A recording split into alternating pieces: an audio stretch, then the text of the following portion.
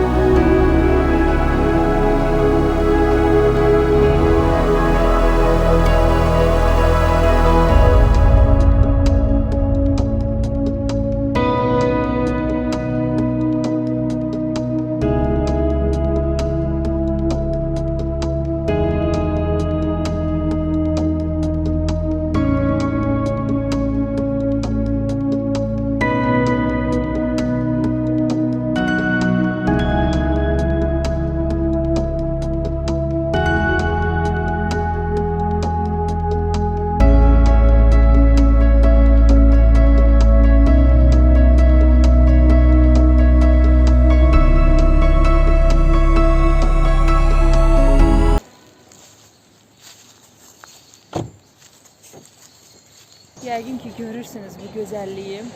Həqiqətən də Allahın necə gözəlliklər yaratdığının bir daha şahidi oluruq.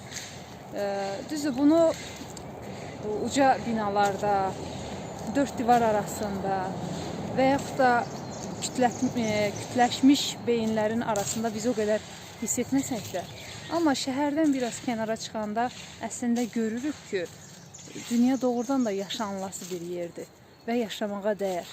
Ən azından ona görə yaşamalıyıq ki, Allaha bir borcumuz var. Bu qədər gözəlliklər məhz insana bu gözəllikləri duymaq, ondan yararlanmaq və daha çox sağlıqlı qalmaq, uzun ömürlər yaşayıb Allaha xidmət etmək üçün var. Və məncə ədalətsiz olardı bu qədər gözəllikləri görüb və ondan istifadə etməmək və istifadə etdiyin halda bunu kiməsə göstərməmək. Odur ki, bugünkü mövzumuzda düzdür, yenə yemək hazırlamaq prosesimiz var. Amma sağlam qidalanmaq necə olur əslində? Bu haqda danışacağıq. İndi isə bu gözəllikdən biraz zövq alaq, daha sonra isə ətraflı danışarıq.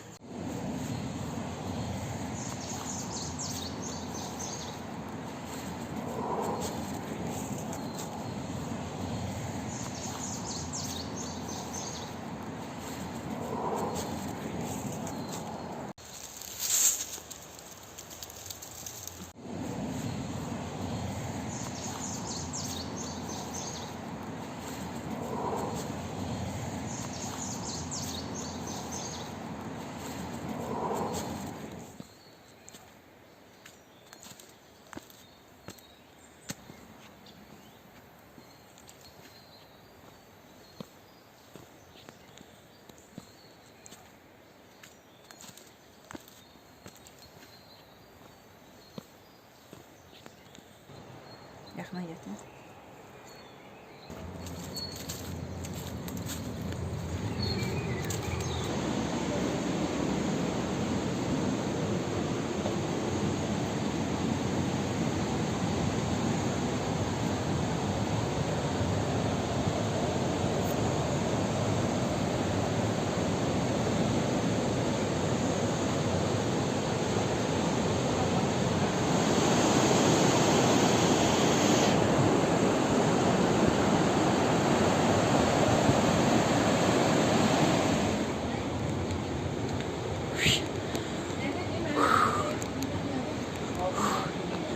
Oy,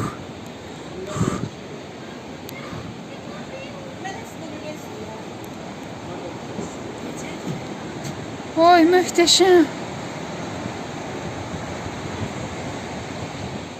Salam əziz dostlar. Hər birinizi uzun bir aradan sonra yenidən öz əllərimizlə YouTube kanalına salamlayıram. Bugün uzun müddət ara verməyimin səbəbini qısa da olsa sizə izah edəcəm. Səbəb belədir ki, mən hər zaman hər hansı bir yeməklər bişirib, hazırlayıb onu sizin üçün paylaşırdım. Lakin daha sonra həm şəxsi həyatımda yaranan problemlə bağlı, həm də bir çox araşdırdığım məsələlərlə bağlı istədim ki, sizə yalnız yemək bişirmək haqqında məlumat verməyim.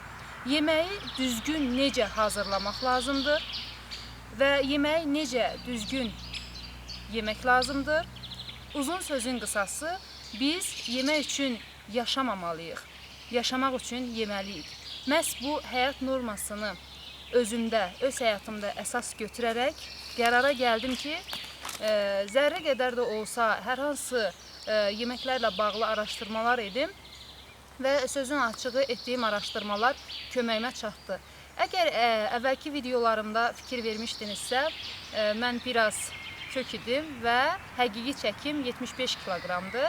Lakin araşdırdığım araşdırmalardan sonra tam 3 və yaxud da 3-4 həftəyə, 4 həftəni keçməmək şərti ilə tam 13 kilonu o qədər rahatlıqla, belə deyəcəm, itirdim ki, yəni sevincimin həddi hüdudu yoxdur. Sual verə bilərsiniz ki, belə qısa zamanda bu qədər çəkini məgər vermək insan orqanizmi üçün normal bir haldırmı? Mən sizin sualınıza bəli, normal haldır. Əgər siz həqiqətən də düzgün qidalanırsınızsa və qidanın mahiyyətini dərk edirsinizsə, ən əsası, qida sizin üçün nəyə görə var, nə üçün qidalanırsınız sualının cavabını tapsanız, o zaman görərik və siz də görərsiniz ki, doğrudan da bu əslində qısa bir zaman deyil və bu zaman çərçivəsində nəinki 13 kiloqramı, hətta daha çox artıq yağlardan, şlaklardan və bədənin zirzibilindən azad olmaq mümkündür. Belə, sözü çox uzatmaq istəmirəm və çünki bugündən sonra öz əllərimizlə YouTube kanalında artıq hazırladığım bütün yeməklərlə bağlı daha ətraflı məlumat verəcəyəm və təbii ki, oxuduğum kitablara əsaslanacağam. Hər halda biz oxuyaraq daha bilgili oluruq. Bizdənsə öncə olan bilgili insanlara məncə təşəkkür etməyə dəyər. Mənim bu yolda dostum və məni, belə deyəcəm, sözün həqiqi mənasına düzgün yola qaytaran hörmətli, dəyərli Ərşad müəllimə təşəkkür eləyəcəm. Çünki mən onun Möcüzəsiz Möcüzə kitabını alıb oxuduqdan sonra bu qənaətə gəldim ki, həqiqətən də illərlə həyatımdan gedən ömrüm sanki boşu-boşuna getmiş və mənim həyatımda önəmli bir rol oynamamışdı. Ta ki, bu kitabı axtardım, tapdım və təbii ki, bu mənim oxuduğum və oxuyacağım nə ilk, nə son kitabdır. Hər zaman məsləhət görürlər ki, beşikdən qəbrə kimi oxumaq misalı bunun ən bariz nümunəsidir və həyatımın sonuna kimi qərara gəldim ki, artıq həyatımın tək dostu məhz kitablar olmalıdır. Çünki kitablar bəlkə də bəzi insanlardan fərqli olaraq bildib bilmədən danışmırlar və onlar səni geri aparmırlar. Əksinə, onlar səni biraz daha irəli, biraz daha qabağa aparırlar və həyatına daha çox anlam qazandırırlar. Odur ki, bu haqda növbəti videolarda hər zaman danışacağım və mən istəyirəm ki, özüm üçün qeyd etdiyim bəzi nüansları sizə çatdırım və bu kitabda qeyd etdiyim bəzi nüansları sizin nəzərinizə çatdıracağım. Növbəti videolarımda isə bu nüanslar davam edəcək. Təbii ki, bu kitabı məsləhətdir ki, əvvəldən axıra kimi oxuyasınız və əgər bir dəfə təbii ki, yadda qalmaz, dönə-dönə oxumaq məsləhətdir ki, mən elə etməyə çalışıram. Burada ilk videomu işıq, hava və su ünsürlərindən danışmaq istəyirəm. Çünki bu üç ünsür həyatımızı təşkil edən əsas vasitələrdir. Havasız bir insanı təsəvvür edin. və yaxud da susuz və yaxud da işıqsız bir insanın necə olacağınızı beyninizdə canlandırsanız, əslində kitabın nə demək istədiyini daha aydın başa düşəcəksiniz. Kitabda belə yazılır. İşıq və hava bədənin ən başlıca enerji daşıyıcılarındandır. İnsanı soyuqdan, yad gözlərdən qoruyan paltar bu enerji daşıyıcılarının qarşısını kəsir və insanı dəyərli şəfa mənbələrindən məhrum edir. Odur ki, bədəndə karbon oksidi yaranır. Bunun qarşısını almaq üçün Nişi hər gün 2 dəfə bədən tərbiyəsi ilə məşğul olmağı, kontrast hava və su vannası qəbul etməyə məsləhət görüb. Nişi isə növbəti videolarımızda qeyd edəcəm, Yapon alimi olub və onun yaratdığı möhtəşəm, əsrarəngiz sistemi insanları demək olar ki, ən quyunun dibinə düşdüyü halda yenidən işıqlı həyata qaytarır. Təbii ki, özünüz də bu haqda araşdıra bilərsiniz. Və bunu qeyd etmək istəyirəm ki, bunu edən insan soyuğa və istiyə daha davamlı olur, bütün xəstəliklərə davamlı olur, o cümlədən də hal-hazırda günümüzün bəlası adlandırdığımız xərçəngə qalib gələ bilir ki, oxuduğum kitablardan da artıq bilirəm ki, xərçəng bir xəstəlik deyil. O sadəcə bizim yanlış vərdişlərimizdir. Bu xəstəliyə tutulan və yaxud da tutulmayan hər kəs özü öz həyatında bir analiz etməli və mən harda, nəyi səhv etdim deyə bilməli və sualına cavab axtarmalıdır. Siz əmin olun ki, axtardığınız sualın cavabı sizə çox qısa zamanda geri qayıdacaq və siz bütün xəstəliklərdən, eləcə də həyatımızdan gəlmiş, keçmiş, indən sonra da gələcək olan xərçəng xəstəliyinə tutulmuş bütün insanlar bu xəstəlikdən azad olunacaq deyə mən sizə söz verirəm. Odur ki, nəzərinizə çatdırım ki, uşaq üzməyi ana bətnində öyrənir deyən adam ona işarə edir ki, uşağın yerləşdiyi torba su ilə dolu olur. Maraqlıdır ki, okean suyunun kimyəvi tərkibi ilə ana bətnindəki suyun tərkibi ilə təxminən eynidir. Uşaq həmin su ilə bərabər dünyaya gəlir və su bütün həyatı boyu ona lazım olur. İnsanın ümumi çəkisinin 70%-ni su təşkil edir. Su orqanizmdə aşağıdakı şəkildə yerləşir. Əzəlilərdə 50%, sümüklərdə 13%, qanda 5%, qaraciyərdə 16% və dalaqda 0,4% su var. Su sadə kimyəvi formulu ilə işarə olunsa da, H2O, onun tərkibi çox mürəkkəbdir. Su universal həlledicidir. Təbii suda oksigendən əlavə müxtəlif üzv maddələr, müəyyən miqdarda radioaktiv şüa da mövcuddur. Öz nadir kimyəvi tərkibinə görə təbii su orqanizmdə xüsusi reaksiyaya girir. Tərkibində daha çox əhəng daşı olan suya ağır, yaxud da cod su deyirik. Az olana isə yüngül, yumşaq su deyilir. Qaynanmış su ölüdür. Onun tərkibindəki mikroelementlər dəyişib və faydasını itirib. Bulaq olmayan yerdə suyu təmizləyib çiy içmək məsləhətdir.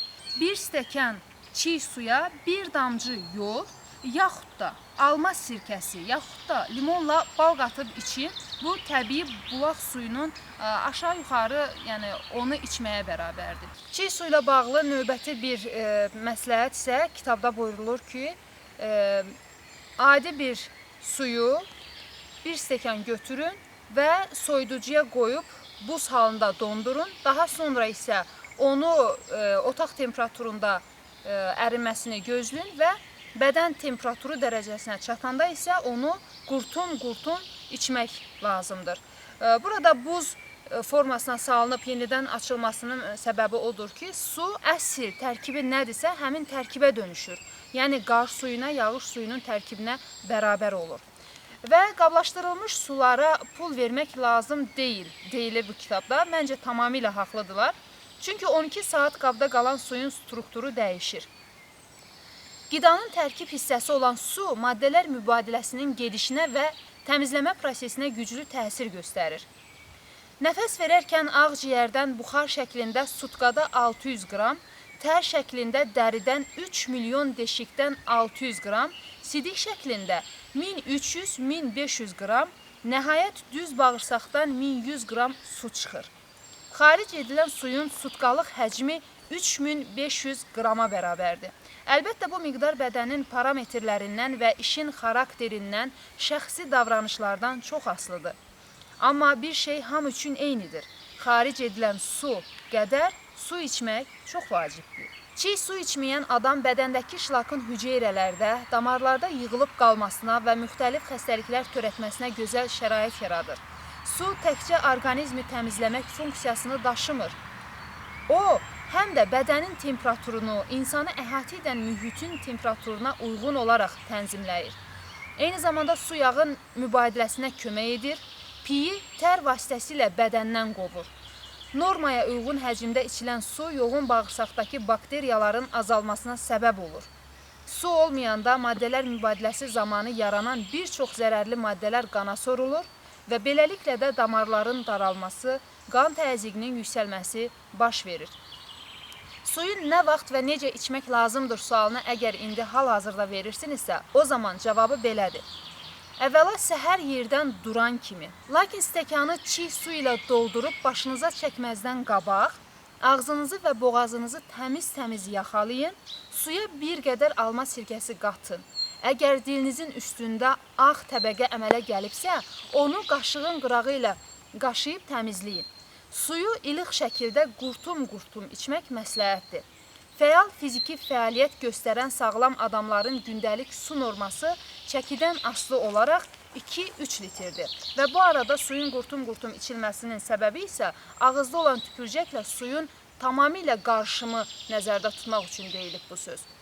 Səhərlər ürəyiniz istəyən qədər su içə bilərsiniz. Ərşad müəllimin özü qeyd edir ki, mən saat 11-ə qədər çiğ su içirəm və heç nə yemirəm. 900 qram çiğ su içir və 300 qram itburnu ilə qaragilə dəmləməsi içir.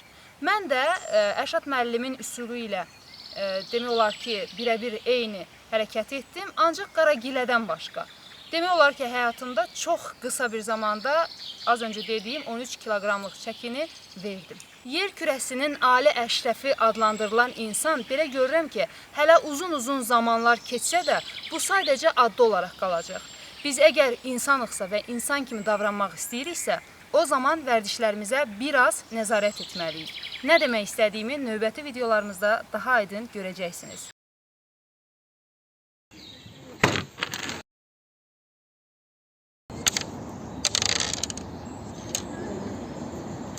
Три, 1, 6.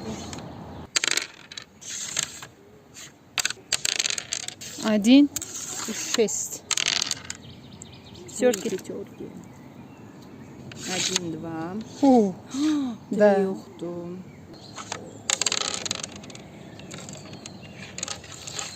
5, 4. O dəqiqəcə tutayım. O dəqiqəcə tutayım. 4, 3. 4.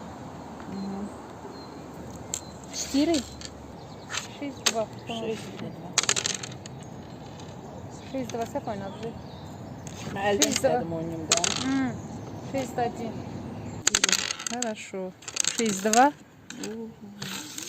2, 6. Hamısı bir dənə gedir. Да, 2, 3, 4. 4, 1. 6,